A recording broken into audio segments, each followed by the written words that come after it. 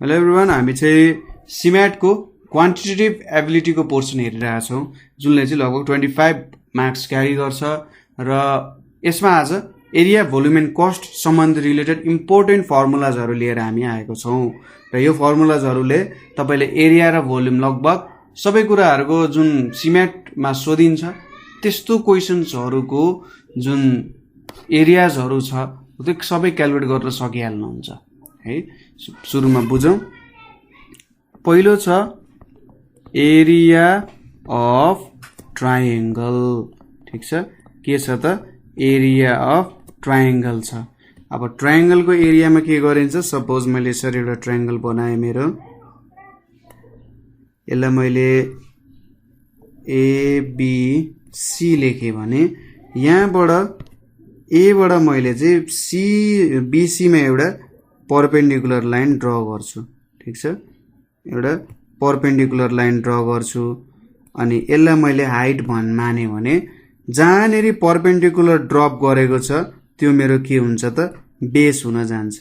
तपाईले के पनि गर्न सक्नुहुन्थ्यो भने यहाँनेरि यो पोइन्टबाट पनि यसरी ड्रप गर्न सक्नुहुन्छ। ठीक छ, यो पोइन्टबाट पनि तपाईले के गर्न सक्नुहुन्छ त ड्रप गर्न सक्नुहुन्छ। यो पनि तपाईको हाइट नै हुन सक्छ। त्यति बेला बेस भनेको यो एबी चाहिँ तपाईको बेस हुन जान्छ। ठीक छ, यति बेला के हुन्छ त यो एबी भनेको तपाईको बेस हुन जान्छ। त्यसैगरी यो बी पोइन्टबाट पनि तपाईले चाहिँ के गर्न सक्नुहुन्छ त परपेन्डिकुलर ड्र गर्न सक्नुहुन्छ। ठीक छ, अलिकति ठ्याक्कै बी पोइन्टमै देखिएन होला, देखिन चाहिँ सोच्नुस् बी पोइन्टमै छ। अब यो भनेको पनि के भयो त हाइटै भयो र यति बेला यो चाहिँ बेस हुन्छ। जस्ट के बुझ्नु पर्यो यहाँनेरि एरिया अफ ट्रायंगल भनेको 1/2 इन्टु बेस इन्टु हाइट हुन्छ। ठीक छ, हाइट कहाँ छ, कहाँबाट सुरु भएको छ, कहाँ गएर चाहिँ हामीले हाइट मेजर गरेका छौँ। जहाँनेरि चाहिँ हाइटको यो पोइन्ट आइरहेछ नि, यो पोइन्टहरू जहाँनेरि जुन लाइनमा बसिरहेछ तिनीहरूले चाहिँ बेस दिन्छ। त्यसै गरी अर्को एरिया अफ ट्रायंगल भेट्ने तरिका, एरिया अफ ट्रायंगल भेट्ने तरिका भनेको चाहिँ root under s, s minus a, s minus b, s minus c, जहाँनेरि यसलाई चाहिँ के भन्छ त सेमी पेरिमिटर भनेर भन्छ। Semi perimeter. हामीले यही ट्रायंगल अर्को ट्रायंगल लिउँ न ल। यो अर्को ट्रायंगल बनाएँ मैले, राम्रै ट्रायंगल बनाएको छु है। सपोज यो एउटा यसरी मैले ट्रायंगल लिएँ अरे। अब यो ट्रायंगलमा यो साइड ए, यो साइड बी, यो साइड बी सी भयो। सपोज यसलाई मैले सी माने, यसलाई मैले ए माने, यसलाई बी माने भने सेमी पेरिमिटरको भ्यालु के हुन्छ त यहाँनेरि semi perimeter is equals to a plus b plus c by 2। सबै साइड्सहरूको सम गर्ने, त्यसलाई डिभाइड बाई 2 गरियो भने सेमी पेरिमिटर हुन्छ। हो, यसरी चाहिँ सेमी पेरिमिटरको भ्यालु भेट्ने र अरू यसरी नै भेटेर मल्टिप्लाई गर्न सकिन्छ। ठीक छ, यसले हामीलाई एरिया अफ ट्रायंगल दिन्छ। एबीसी भनेको त हाम्रो ट्रायंगलको साइड्सहरू हुने भइहाल्यो। त्यसै गरी स्क्वायरको एरिया के हुन्छ, स्क्वायरको एरिया भनेको जेनरली सपोज यो मैले एउटा स्क्वायर लिएँ अरे ल, यो एउटा स्क्वायर लिए भने यसको त के हुन्छ सबै साइड्सहरू इक्वल हुन्छ। यो पनि यल, यो पनि यल, यो पनि यल भनेपछि यसको एरिया भनेको यल स्क्वायर हुन्छ, जहाँ यल भनेको चाहिँ के हो लेन्थ अफ स्क्वायर हो। अर्को के छ भन्दाखेरि रेक्टेंगल छ। रेक्टेंगलमा के हुन्छ त दुईटा अपोजिट साइड्सहरू इक्वल हुन्छ। सपोज यो मेरो रेक्टेंगल भयो अरे, यतापट्टिको मेरो लेन्थ हुन्छ, जुन लामो साइड छ त्यो लेन्थ हुन्छ, जुन छोटो साइड छ त्यसलाई जेनरली ब्रेथ भनिन्छ। अब यहाँनेरि के हुन्छ त लेन्थ इन्टु ब्रेथ चाहिँ के हुन्छ त रेक्टेंगलको एरिया हुन जान्छ। ठीक छ, त्यसै गरी अर्को छ प्यारालेलोग्राम। प्यारालेलोग्राम। अब प्यारालेलोग्राममा के हुन्छ भन्दा सपोज एउटा प्यारालेलोग्रामै ड्र गरौँ यहाँनेरि। यो एउटा मेरो प्यारालेलोग्राम भयो। यसको साइड्सहरू यो अपोजिट साइड्सहरू के हुन्छ इक्वल हुन्छ। अब रेक्टेंगल र प्यारालेलोग्राममा के छ त डिफरेन्स, रेक्टेंगलको सबै एंगल्सहरू 90 डिग्री हुन्छ, तर प्यारालेलोग्राममा हुँदैन त्यस्तो कुरा। प्यारालेलोग्रामको एरिया भेट्दा पनि के गरिन्छ भने यो कुनै एउटा सर्टेन पोइन्ट लिन्छ, यो सर्टेन पोइन्टबाट यसरी परपेन्डिकुलर पठाइन्छ तल, ठिक छ।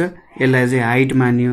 अब यो ए बी सी डी छ भने मैले त एबी साइडमा यसलाई झारेको छु नि हैन, एबी साइडमा झारेपछि यो बेस एबी बेस हुने भयो। सो यसको भ्यालु भनेको चाहिँ हाइट इन्टु बेस हुने भयो, ठिक छ। हाइट इन्टु बेसले चाहिँ के दिने भयो त प्यारालेलोग्रामको एरिया दिने भयो, हाइट इन्टु बेस। त्यसै गरी सर्कल छ अर्को, सर्कलको एरिया कसरी भेट्न सकिएला त्यो कुरा हेरौँ। सर्कलमा के छ त यहाँनिर, ल यो मैले एउटा सर्कल बनाएँ। अब सर्कलमा एउटा सेन्टर हुन्छ, यो सेन्टरबाट कुनै पनि पोइन्टमा मैले ताने भने यसले रेडियस दिन्छ। सो सर्कलको भनेको पाई आर स्क्वायर हुन्छ, एरिया भनेको पाई आर स्क्वायर हुन्छ, आर भनेको रेडियस। त्यसै गरी अर्को तरिकाले के लेख्न सकिन्छ, सपोज मैले यसरी यो सेन्टरबाट पास गरेँ भने यो होल भ्यालुलाई त के भन्छ त डायमिटर भन्छ, र डायमिटर भनेको 2 टाइम्स रेडियस हुन्छ, र रेडियसको भ्यालु कति भयो d/2 भयो। सो यसलाई के पनि लेख्न सकिन्छ त पाई d/2 को होल स्क्वायर भनेको पाई d²/4 पनि लेख्न सकिन्छ। त्यसैले तपाईले यदि सर्कलको रेडियस दिएको छ भने पाई आर स्क्वायर युज गर्ने, डायमिटर दिएको छ भने पाई d²/4 युज गर्न सक्नुहुन्छ, अथवा यो फर्मुला युज गरेर यहाँ पनि युज गर्न सक्नुहुन्छ है, ठिक छ। जुनै प्रोसेस युज गरे पनि हुन्छ। त्यसै गरी कुनै स्फियरको surface area, surface area of sphere, मसँग कुनै एउटा स्फियर छ त्यसलाई बाहिरबाट सबै छोप्नु पर्यो भने कति एरिया लाग्दो रहेछ 4 पाई आर स्क्वायर, जहाँ आर भनेको के हो त रेडियस हो, स्फियरको रेडियस भन्छ यसलाई, ठिक छ। त्यसै गरी अर्को भनेको चाहिँ total surface area of cube, total surface area of cube. Total surface area of cube भनेको क्यूबलाई सबैतिरबाट बाहिरबाट ढाक्नको लागि कति चाहिन्छ भनेर भन्न खोजेको। सपोज क्यूब भनेको के हो त सबै साइड्सहरू इक्वल हुने, लेन्थ ब्रेथ हाइटहरू सबै इक्वल हुनेलाई चाहिँ के भन्छ क्यूब भनेर भन्छ। यहाँनिर बनायो, ल यसरी बनायो, ल यो एउटा क्यूब हुन गयो। यो पनि यल, यो पनि यल, यो पनि यल, सबै कुरा के भयो यो पनि यलै हुने भयो। सो सर्फेस एरिया भने सबै साइडलाई इक्वल्ली कभर गर्नु पर्यो भनेपछि यसको एरिया पनि यल स्क्वायरै हुन्छ, र यसको तल जुन छ नि भ्यालु यो पनि के हुन्छ एल स्क्वायरै हुन्छ, ठिक छ। त्यसै गरी यो साइड पनि यल स्क्वायरै भयो, अर्को साइड यतापट्टिको साइड पनि के भयो त यल स्क्वायरै हुने भयो। त्यसै गरी यो अगाडि देखिरहेको साइड पनि यल स्क्वायर हुन्छ, यसको पछाडि जुन साइड छ त्यो पनि एल स्क्वायरै हुन्छ। भन्छ कतिवटा एल स्क्वायर भयो 6 वटा हुने भयो, किनभने 6 वटा ठाउँ भयो नि त हैन, 6 वटा के हुने भयो त स्क्वायर्सहरू टाइपको कुराहरू हुने भयो। यहाँनिर यिनीहरूले चाहिँ के दिन्छ त हामीलाई total surface area of cube भनेर दिन्छ यहाँनिर, ठिक छ। के दिँदो रहेछ टोटल सर्फेस एरिया अफ मैले क्यूब भेट्नु पर्यो भने यसरी भेट्न सक्छु, यस्तो गाह्रो केही पनि छैन, सजिलै भेट्न सकिहाल्नुहुन्छ। के हुने भयो 6l स्क्वायर हुने भयो, जहाँ यल भनेको चाहिँ लेन्थ अफ क्यूब हुन्छ। त्यसै गरी cylinder, total surface area of cylinder के हुन्छ त total surface area of cylinder भनेको चाहिँ 2 pi r into r plus h हुन्छ।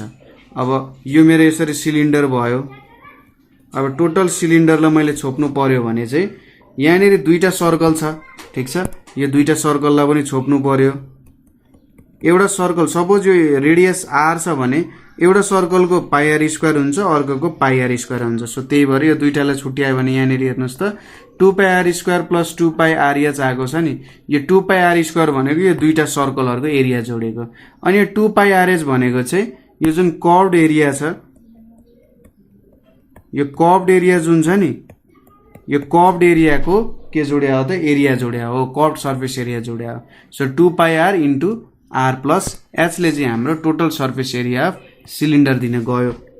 त्यसै गरी lateral surface area of cylinder भनेर छ, lateral surface area of cylinder. So lateral surface area of सिलिन्डरले के दिन्छ भने यो दुईटा सर्कलहरू हामीले बिर्सिदियौँ, ठिक छ।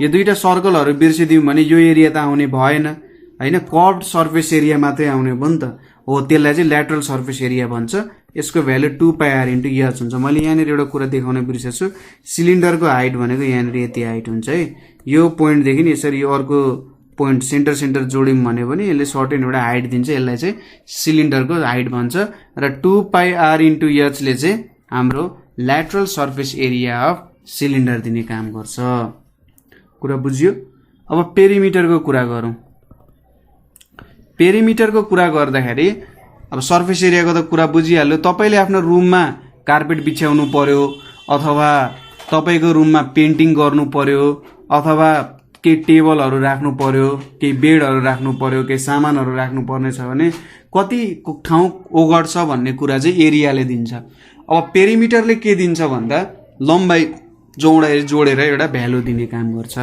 जस्तै स्क्वायरको पेरिमिटर स्क्वायरमा मैले यसरी बनाए यहाँनिर सबै साइड के हुन्छ यल यल यल यल हुन्छ भनेपछि यो चारवटै साइडहरु मैले भ्यालु जोडे भने यहाँनिर 4l हुन्छ नि चारवटै लेन्थ जोड्यो भने हो यसले मलाई पेरिमिटर दिने काम गर्छ सबै साइडको भ्यालुहरु जोड्नु चार कुनै अथवा जति कुना हुन्छ कुनै नभए पनि ठीक छ त्यसको नि भ्यालु हेर्छौं हामी यसरी सबै कुनाहरुको लम्बाई जोड्नु के सबै लम्बाई जोड्नु एउटै लम्बाई बनाइम भने कति हुन्छ भनेर भने जस्तो हो एउटै स्ट्रेट लाइनमा मैले रिप्रेजेन्ट गर्नु पर्यो नि कति लम्बाई हुन्छ भन्नु चाहिँ के भयो त पेरिमिटर जस्तो भयो स्क्वायरको 4l हुन्छ त्यसैगरी रेक्टेंगलको के हुन्छ त रेक्टेंगलमा यो लेन्थ भयो यो पनि लेन्थ भयो यो ब्रेथ भयो यो पनि ब्रेथ भयो भनेपछि दुईटा लेन्थ प्लस दुईटा ब्रेथ भनेको 2l प्लस 2b हुन्छ यो भनेको 2 इन्टु l प्लस b हुन्छ यसले मलाई रेक्टेंगल दिने भयो त्यसैगरी ट्रायंगल छ ट्रायंगलमा के हुन्छ सपोज मेरो साइडहरु a b c छ भने ट्रायंगलको पेरिमिटर भनेको a plus b plus c हुन जान्छ ठीक छ ट्रायंगलको पेरिमिटर भनेको a plus b plus c हुन्छ त्यसैगरी सर्कलको पेरिमिटर भनेको चाहिँ यसलाई चाहिँ सर्कमफरेन्स अफ सर्कल पनि भन्छ र यसको भ्यालु चाहिँ 2 इन्टु पाई इन्टु r ठीक छ 2 इन्टु पाई इन्टु r पाई भनेको पाई भइहाल्यो r भनेको रेडियस भयो और पाई इन्टु डायमिटर किनभने यसलाई चाहिँ मैले पाई इन्टु 2r पनि लेख्न सक्छु भनेपछि 2 टाइम्स रेडियस भनेको डायमिटर हो नि त त्यो भएर यो भ्यालु लेख्न सक्यो यसले चाहिँ पेरिमिटर दियो पेरिमिटरले सपोज सर्कलको पेरिमिटर मैले भेट्नु भनेको चाहिँ के हो त भन्दा यो पोइन्ट देखि यही पोइन्ट सम्म मैले यसरी सर्कलमा घुमे भने मलाई कति तार चाहिन्छ त भन्ने कुरा जस्तो त्यो बाटोको लम्बाई कति छ भन्ने कुरा एरिया भनेको त्यो सर्फेसले कति भाग ओगट्छ जस्तो हो ठीक छ कति भाग ओगट्छ भन्ने कुरा एरिया भयो लेन्थ अथवा पेरिमिटर भनेको कति लम्बाई छ त त्यो बाटोको भन्ने कुरा हो ठीक छ तपाईले बाहिरको बाटोमा हिड्नु भयो भित्रको मतलब छैन कति भाग ओगटेको कुरा मतलब भएन तर लम्बाई कति छ भन्ने कुराहरु चाहिँ ख्याल गर्नुभयो भने त्यसले पेरिमिटर दिन्छ यसपछि अर्को छ भोल्युम भोल्युमले चाहिँ के भन्छ भने भोल्युम जेनरली 3D शेपको मात्रै हुन सक्छ हैन तपाईले सम्म तपाईको एउटा प्लेट छ अथवा तपाईको मार्बलको एउटा प्लेट छ मार्बलको प्लेटमा तपाईले पानी राख्न सक्नुहुन्छ त थोरै अडिएला तर अडिँदैन नि भोल्युमले चाहिँ के दिन्छ भने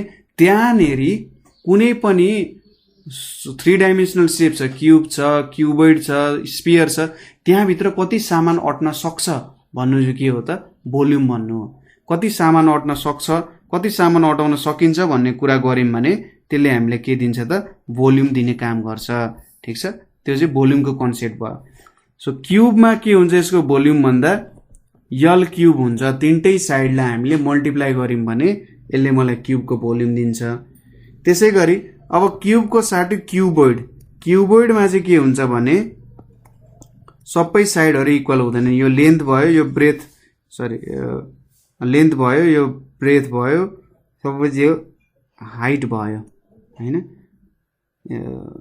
यसरी चाहिँ सपोज गर्दा ठीक होला जुनैले जे लिए पनि खासै फरक त नपर्नु पर्ने हो सपोज यसरी चाहिँ लिदा तर अझै राम्रो हुन्छ नि त किनभने ठ्याक्कै नोटेसनहरुको कुरा गर्दाखेरि चाहिँ हामीले त्यो लिन सक्छौं सपोज ठीक छ ल यो लेन्थ भयो यो ब्रेथ भयो यो हाइट भयो भने योलाई चाहिँ रेक्टेंगुलर कन्टेनर भन्छ रेक्टेंगुलर कन्टेनर भनेर भन्छ र रेक्टेंगुलर कन्टेनरको भोल्युम कति हुन्छ भन्दा length into breadth into height चाहिँ यसको भोल्युम हुन जान्छ। त्यसै गरी अर्को स्क्वायर पिरामिड छ। स्क्वायर पिरामिड भनेको चाहिँ पिरामिड त तपाईँले देख्नु भएको छ नि इजिप्टको पिरामिडहरू। इजिप्टको पिरामिडमा के हुन्छ चुच्चो आउँथ्यो नि। अब स्क्वायर पिरामिड भनेको चाहिँ के बुझ्नु, त्यो पिरामिडको जग चाहिँ के छ त स्क्वायर छ। सपोज मैले यसरी यहाँ पिरामिडको जग मैले स्क्वायर बनाएँ भने मैले पिरामिडको जोड्न सक्छु नि यहाँनिर यसरी।